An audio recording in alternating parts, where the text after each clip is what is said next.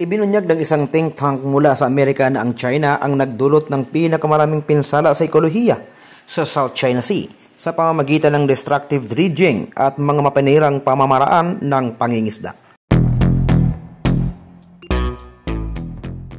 Gamit ang satellite imagery na tuklasan ng Asia Maritime Transparency Initiative o AMTI ng Center for Strategic and International Studies na hindi bababa sa 4,000 at 500 ektarya na ng mga coral reefs ang nawasak ng China dahil sa paggawa ng artificial island. Dagdag pa dito ang nasirang 16,300 hektarya na coral reefs dahil sa giant clam harvesting ng mga Chino.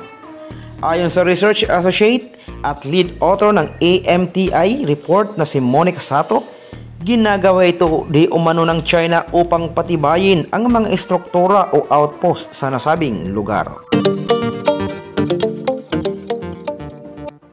Inangkin na umano ng China ang halos kabuuan ng South China Sea at patuloy na lang binabaliwala ang 2016 International Arbitral Ruling.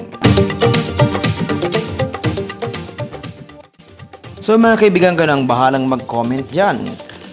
Sana ay matigil na ang mga environmental destructions na nagagawa ng tao sa ating kalikasan. Baka parating ng araw, tayo rin ang kawawa.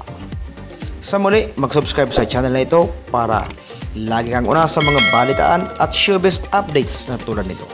Maraming salamat, kaibigan.